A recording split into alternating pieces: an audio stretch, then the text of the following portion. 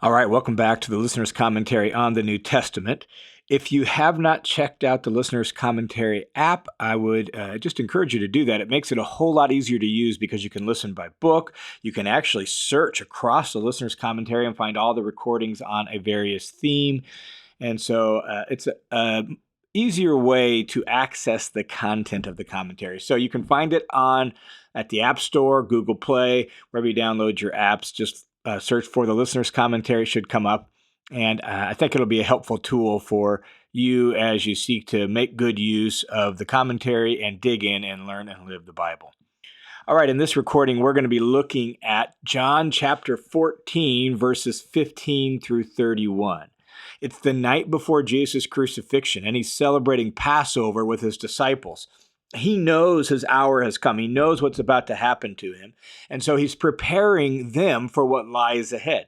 He's departing. He's going back to the Father. He wants them to be ready for that. And he also wants to give them final words, words of encouragement, words of instruction, words of kind of commissioning and sending. And so here in this setting of this Passover feast, now John slows down his narrative, and we're just going to sit with Jesus and his disciples over the next handful of hours, listening as Jesus teaches and talks and encourages them. And so that's where we pick up here in John chapter 14, verse 15. It says, "If you love me, you will keep my commandments." These men have been with Jesus for 3 years, and they've all professed their love for him. So now Jesus says, as he's about ready to die and go away, here's how you'll really show your love for me. Love for Jesus shows itself in faithfulness to Jesus, in faithfulness to what he's taught, in faithfulness to what he's commanded. So if you love me, you'll keep my commandments. I will ask the Father, and he will give you another helper so that he may be with you forever. This is actually one of the themes of this upper room farewell discourse between Jesus and his disciples. Jesus is leaving, but he's not going to leave them all alone. And that's what he's getting at here in verse 16. He will send them another helper. Now he's going to clarify very shortly who he's referring to. But let's just think a little bit about this word helper and the word another. The word helper is parakletos in Greek. And it's a word that's really unique to John's writings. Of the 5 promises of the Spirit that show up in John 14, 15, and 16, 4 of them use this word to describe the role of the Spirit. It's a word that's related to the word encourage or exhort. The root idea of the word is to be called alongside. In the older King James Version, the word's regularly translated comforter, and some of you might know that. I'll send you another comforter. And yet the word comforter doesn't have the same sense today as it did back when the King James was translated. That word has more the sense of snuggling up on a couch with a blanket around you that keeps you warm and cozy. That's not quite what the word comfort meant, or parakletos or parakaleo meant in Greek. The word's actually a little difficult to translate into English. This particular word, one of the ways it was used outside of the Bible is for an advocate in a law court. And he comes alongside a person as legal support. And that idea of support, helper, strengthener, counselor, that's the idea of this word. It's one who's going to fortify and strengthen, come alongside and help you along. That's the idea of this word. And so as we see this word get used as a description of the work of the Spirit, we should pay attention to what's said around it so we can begin to get maybe some details as to how the Spirit carries out this role. So he's a supporter and a strengthener and a fortifier for the followers of Jesus. And Jesus says here that he'll be another helper. What does it mean by another? Well, Jesus is leaving, and he's going to send a replacement for himself. That's the idea of another. In fact, in Greek, there's 2 words for another, and they overlap significantly, but they do have a slightly different sense of connotation. And this particular word has more of the sense of like another of a similar or same kind. And so he's going to send someone like himself to be the support and the help and the strengthener and the fortifier of his disciples. Then Jesus goes on and clarifies who he means in verse 17. He says the helper is the Spirit of truth. Notice that phrase, Spirit of truth. John uses that phrase several times here in this section of his gospel. He uses it in his letter, 1 John. And John seemed to be particularly attracted to this description of the Spirit that comes from Jesus, probably because of his setting and his time period writing later in church history, and false ideas were already beginning to creep up around Jesus and some of that. And so he's attracted to this description of the Spirit as the Spirit of truth. And so Jesus says here that that's who this helper is. He's the Spirit of truth, whom the world cannot receive because it does not see him or know him. But you know him because he remains with you and he will be in you. So the Spirit is with them. At some point, he will be in them. That's going to be a change that comes post-resurrection and all of that. And we receive him because we know him, because we're united to God the Father through Jesus, and thus we can welcome the Spirit to us. Then Jesus continues in verse 18, and he says, I will not leave you as orphans. I am coming to you. So even though Jesus is leaving, he's not abandoning them. He's not abandoning his followers. He's not abandoning even us. The question is, however, what coming is he referring to when he says, I will not leave you as orphans. I am coming to you. What does he mean? Does he mean coming back after his resurrection? Does he mean the sending of the Holy Spirit? Or is he referring to the second coming? Well, in this immediate context, it seems like the least likely is probably the second coming. He'll bring that up at other points, but that seems least likely here. Either of the other two options have merit, either the sending of the Spirit or the coming back after the resurrection. If verse 18 is read as the culmination of the preceding context about the Spirit, then you could see how someone would take, I will not leave you as orphans. I, by virtue of the Spirit, am coming to you. You could take it that way. But if verse 18 is actually the beginning of the next little section of thought, well, then it makes sense to understand it as the resurrection. And I tend to lean in that direction. I think maybe verse 18 is starting the next section of thought, and thus is probably referring to the resurrection.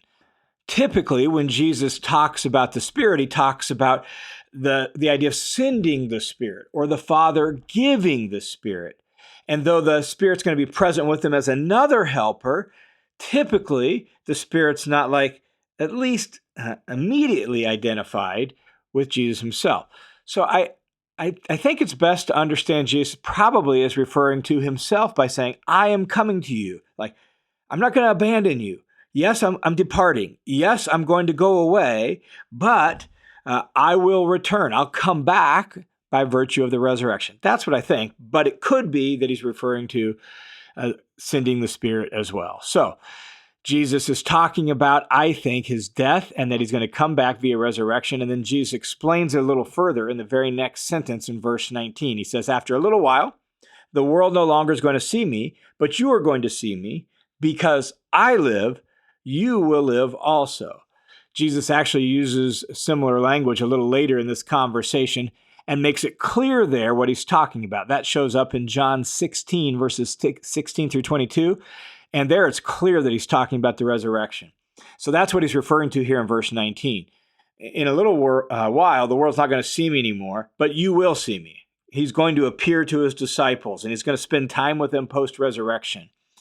And then he says, because I live, you will live as well. His resurrection life will give them life and life forever as well. Jesus says in verse 20, on that day you will know that I am in my Father, and you are in me, and I are in you. Like the lights are going to come on for them, and all of a sudden, a lot of the things he said that maybe they barely glimpsed or they haven't fully got, the lights are going to come on post-resurrection, and they're going to understand some of this connection of Jesus and his Father and their connection with Jesus and Jesus' connection with them, and how they're all united together, and how there's this deep, intimate union between Father, Son, and his followers and disciples, and they're all united in Christ through God and the Spirit. And Jesus then continues in verse 21 and says, the one who has my commandments and keeps them, that's the one who loves me. Remember, that's where this started. This little particular part of the conversation started in verse 15. And so we get this bracketing of everything that's said here about the Spirit coming and Jesus returning, and all of that is bracketed by this same idea of keeping his commandments. Loving him means that we will keep his commandments. That's the one who loves him. And the one who loves me will be loved by my Father, and I will love him and will reveal myself to him. He's going to show himself to those who love him and demonstrate it by their loyalty and their faithfulness. And Jesus actually keeps bringing this up in this conversation, that loving Jesus is that there's this loyal union that shows up in obedience to him. Well, then one of the disciples has a question based on what Jesus just said. And so Judas, verse 22, not Iscariot, said to him, Lord, what has happened that you're going to reveal yourself to us, but not to the world? And Jesus doesn't immediately answer Judas's question. Judas wants to know, like, okay, I'm a little confused. You said the world won't see you, but we'll see you. And if we keep your commandments, then you'll reveal yourself to us. What exactly do you mean? And what's changed? Why you're not going to be showing yourself to the world like you have been, but you're showing. He's confused by that. And Jesus doesn't directly answer his question. Instead, what Jesus does is simply restate the changing reality that his death, his departure, is going to bring about, and how that's going to change their relationship with him and with God. So look at verse 23. Jesus answered and said to him, if anyone loves me, he will follow my word. He's just restating what he's just been saying. If you love me, that will lead to loyalty to me and doing what I say. And my Father will love him, and we will come to him and make our dwelling with him. Notice that this loyal obedience, this loyal faithfulness to Jesus will lead to Jesus and the Father coming and making their dwelling with anyone. Notice this for anyone. Anyone who loves Jesus, who follows his teaching, God the Father and Jesus the Son are going to dwell with them. This whole chapter 14, began with Jesus talking about going away and preparing dwelling places with God for them and for us. Well, now we learn that will lead to him coming to them in a new way, dwelling with them and in them in this new, unique way. God and Jesus dwelling with us, probably in context here, but also in the context of all of New Testament theology, probably by virtue of the Spirit, now that God is in us through his Spirit. And so there's this intimate, close union where we dwell with God and God dwells with us in union and closeness. Jesus goes on in verse 24 and says, the one who does not love me does not follow my words. And that, in context of Judas's question, probably implies why Jesus is not revealing himself to the world. They don't follow his words. So he's not going to reveal himself to them after his resurrection. That's the context that leads to Judas's question. And so he's not going to appear to them. He wants to appear to those who know him, who love him, who want to listen to him, and he's going to show himself to them post-resurrection. And then, in response to that, they will respond in following him, being loyal to him, obeying him, and God and Jesus by the Spirit are going to come and dwell with them in this intimate union. And so the one who doesn't love me doesn't follow my words. And the word which you hear is not mine, but the Father's who sent me. And that's why we're all in this together and we're all linked up together. Then Jesus says, these things I've spoken to you while remaining with you. So I'm here. I've told you. I'm telling you in advance to kind of help prepare you for this. But verse 26, the Helper, he restates who that is, the Holy Spirit, whom the Father will send in my name, he will teach you all things and remind you of all that I said to you. Now, notice that, how specific Jesus is. He's in this upper room with the 12 apostles, whom he has taught physically.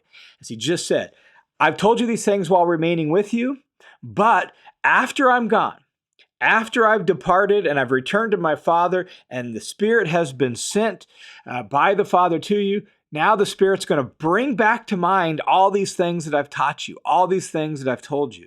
One of the roles of the Spirit is to preserve Jesus' teaching by reminding them, the apostles, of it.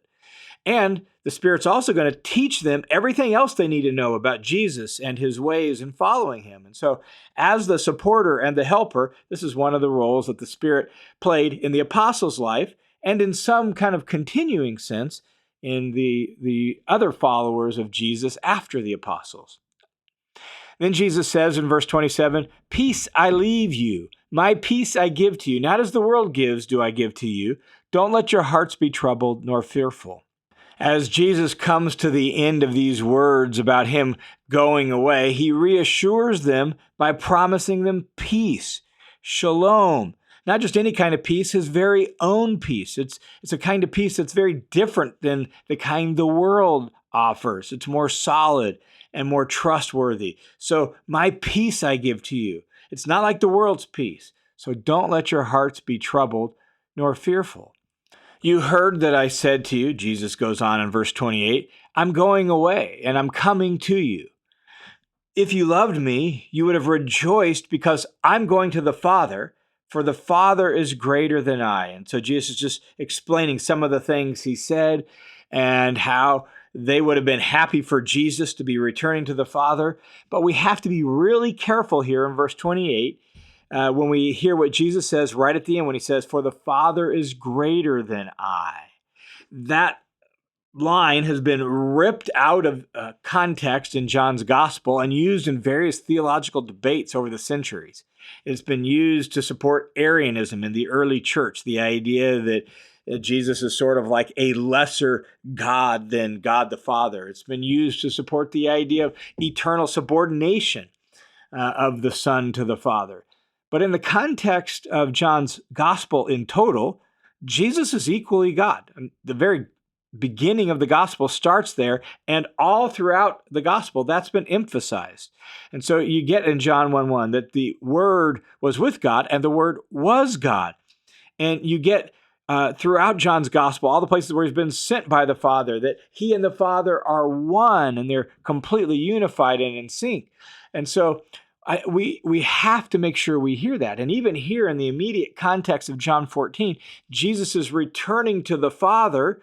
So when Jesus says that the Father is greater than I, he's not thinking of ontology. That is, what is the nature of the Son and the Father essentially? He's thinking more, I think, missionally. He's thinking more about his role as the servant, coming to do the Father's will, and now he gets to return back to the one who sent him. And I also think that in the union and love relationship between the members of the Godhead, between Father, Son, and Holy Spirit, I would totally expect this kind of statement. Genuine love always elevates the other. That's why the Spirit, Jesus will say later in this discussion, is going to glorify the Son. And that's why Jesus wants to glorify the Father. Why? Because of their union and their love, and they want to elevate the other and promote the other. And so I don't think we need to press Jesus' words into some sort of theological category about the essential nature of Jesus and God the Father and all of that. It's more missionally about his role as the servant of the Father being sent to do his will. Jesus goes on in verse 29 and says, now I have told you before it happens, so that when it happens, you may believe. I will not speak much more with you, for the ruler of the world is coming, and he has nothing in regard to me. But so that the world may know that I love the Father, I do exactly as the Father commanded me. So just like Jesus wants for us, Jesus' love for the Father shows up in loyalty to the Father's words. He set the pattern. He set the example. He loves the Father, so he does exactly what the Father has told him to do. We love Jesus. We're going to do what Jesus told us to do. Now, we know we won't do it perfectly, but that's the idea. And so Jesus is the pattern for that in relationship to the Father. And even though the coming events that are just about to unfold in the next handful of hours, even though those events will be Satan's hour, the ruler of this world, right? For the ruler of this world is coming. It's going to be his time. It's ultimately under the sovereign will of the Father. And so in laying down his life like he's about to do, Jesus is doing exactly what the Father has commanded. Then chapter 14 ends with this simple little line, "Get up, let's go from here." They're in the upper room in Jerusalem celebrating the feast. Apparently, they're done with the meal. It's later in the evening, and Jesus is ready to get up and leave the upper room. And so he says to the disciples, "Come on, let's get up, let's move out." And we know by the end of this evening that they will be in the Garden of Gethsemane, where Jesus is praying, and that's ultimately where he will be arrested. And so they begin to move out of Jerusalem at this point, and presumably the conversation that carries on into chapter 15 and 16 takes place somewhere else in Jerusalem along the way to the Garden of Gethsemane. Not totally clear, but something like that. Now, before we leave this section of John chapter 14, just a couple thoughts by way of reflection. The first is Jesus leaving, but then coming back to us.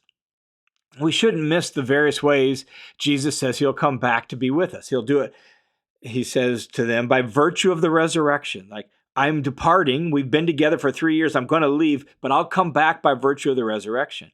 He also talks about coming back to be with people through his Spirit. And ultimately, though not maybe explicit here, he's going to come back via his second coming. And so there's this idea of coming to be with us, and he and the Father will dwell with us in the person of the Spirit, living together in perfect union. Don't miss that, because that's at the heart not only of the gospel story, it's at the heart of the biblical story. Adam and Eve walked with God in the garden. Then they broke faith with their Creator, and then they were forced out of the garden. And that intimate union of partnership and love that was there in the garden was ruptured, and God has been working ever since to restore that intimacy and loyal union between himself and human beings. And now Jesus is saying, by virtue of what he's doing, that union is being restored in a new and real way, and ultimately will be completely restored and perfected when Jesus comes again. And so Jesus and the Father and the Spirit wants to dwell with us in intimacy and in union. The second reflection is loving obedience. The goal, in other words, of that union is love. Love which naturally overflows in loyalty and listening and doing what the Father says. The kind of loyalty that was ruptured in the beginning in the Garden of Eden is now being restored through Jesus and the work of the Spirit, so that God dwells with us and we dwell with him in humble, loyal union to him. That's the goal that Jesus' mission and ministry is all about. That's the goal of the Father, the Son, and the Spirit in coming to dwell with us, is that we would live with him in humble, loyal union and obedience. All right, thanks for tuning into this session of the Listener's Commentary on the New Testament. The Listener's Commentary is a listener-supported, crowd-funded Bible teaching ministry that's possible only because of the generosity of dozens of people just like you. So thanks a ton for your support. And if you want to join the team of supporters, easiest way to do that is to go to listenerscommentary.com. Either sign up for the Study Hub, where you can choose whatever amount you're able to give, or you can click the Give button. It'll redirect you to a page through World Family Mission, registered nonprofit, where you can set up a one-time or recurring monthly donation right there as well. Thanks a ton for your support.